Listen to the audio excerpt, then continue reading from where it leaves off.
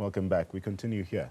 Gauteng Education MEC Matome Chiloane says to date, his department has received over 700,000 grade 1 and grade 8 online applications for the 2026 academic year. During a briefing this morning, Chiloane urged parents as well as guardians who have not yet applied to do so before next Friday. All public schools, district offices and walk-in centres will remain open to assist in the application process.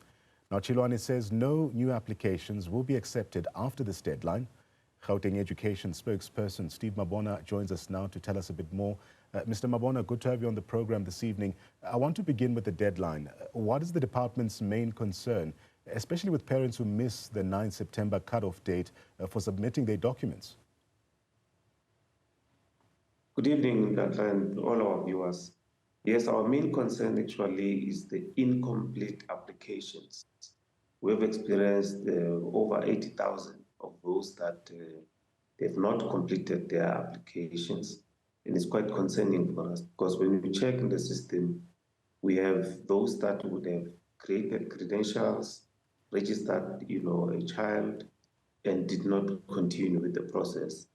Others would have chosen schools and did not upload documents.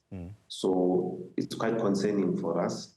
That's why we call upon parents and guardians to make sure that they go back into the system and complete their applications. Failing which will not be in a position to place them. So we just want to encourage them. If they can't do it by themselves, they need to go to our offices, like as we've already announced. They will be assisted there. Mr. Mabona, let's speak about the experiences of some parents. Many parents panic when they hear about oversubscribed schools. I mentioned the likes of School Langehoven or Large School Acacia as well, where thousands apply for only a few hundred places. How will the department then guarantee fairness in such cases especially? That's why we were emphasizing today that parents must stop to borrow addresses because we want to prioritize people who stay closer to the schools. Hence, the application with the home address within the feeder zone is quite key for us because that's where we're going to be starting. And we have realized that when you go into the system, you see that the status of some of the parents is, say, partially verified, meaning that there's still probably contestation between the school and the parent on the proof of address. Some, they will, receive a green light on other schools that they would have applied to. Now, parents will be saying, but why am I verified in these other schools? Meanwhile, this one that I'm interested in, I'm not. It's because you would have applied with probably within 30-kilometer radius on the other schools or the work address or beyond 30-kilometer radius. That's why the issue of the address would not be much of a contention. But when you apply with the home, address within the feeder zone, that's where then the proof of residence will be required. And we just want to call upon parents not to borrow. They must utilize the information that they uploaded in the system in terms of their address. It must correlate with what they will be providing us as a proof of address. I want to take the words of MEC Chiloane, who has assured parents not to stress. But with almost 1 million applications, Steve, can the department realistically promise every child a space here? We have enough space for all the applications. When you check, a parent would have applied to 3 or 5 schools. That is an indication that we are halfway through. We still need to clock at least over 800,000 applications. That will assist us to fill in the just over 400,000 spaces that we have. So the only challenge is that we will not be in a position to accommodate in all those high-pressure schools that we've already indicated. This morning we showed you the top 20 schools, and you've just mentioned two, the primary schools and the high schools. We've recorded over 200 primary schools that are oversubscribed as we speak. Also, over 177 of those high schools that are oversubscribed. But we will be in a position to place in alternative schools in the feeder schools.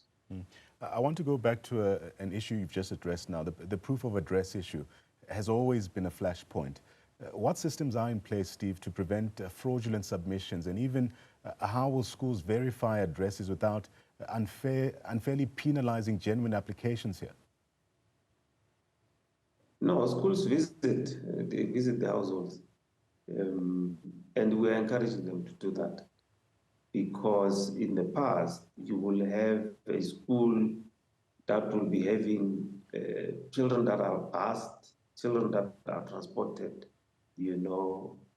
coming from very far. Children will wake up very early in the morning. When they come into school, first period, they're tired, they're sleeping in class. So we're trying to avoid that. But also, people who are in the area who are next to a school cannot be disadvantaged by people who leave their schools in their areas and come and want to be advantageous. Meanwhile, then we will be probably disadvantaging people who stay in the area. It will be unfair for you not to be accommodated in a school that is a stone throw away from you. Meanwhile, there are people that are coming from far who are accommodated in the school. That's why we then prioritize those that are closer to the school without discriminating on all the other categories, because if there's a sibling, we move into that as a second. If the previous school is closer to the one that you are applying for, we also accommodate you. Then we go to the within 30-kilometer radius and move to beyond 30-kilometer radius. In essence, we are saying if there's space in a school, you will be accommodated. Steve, I want to end with this. Last year, some parents only got placements for their children weeks after the school year had already begun. What is being done differently this time around to avoid late placement and disruption that's caused? No, you are referring to parents who applied late. We need to clarify that. If you come in January and want space, schools are full already by that time. So we negotiate with school to increase capacity. We make sure that we accommodate. And majority of people that you saw in January, inner grades, is those that would have applied for all other grades besides grade 1 and 8. And that process happens at the school level.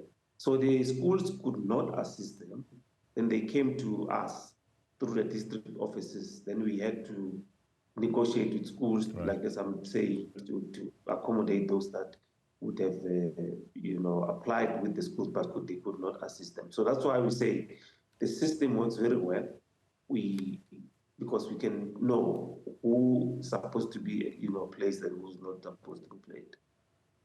That was Steve Mabona, spokesperson for the Gauteng Department of Education, on the looming admissions deadline. Overcrowded schools have also come under the radar in recent times, and also education issues involving the balancing act between parental responsibility but also government's obligation to ensure safe, fair schooling as well. With deadlines approaching and pressure mounting, the real test is whether every child indeed has a desk when schools reopen.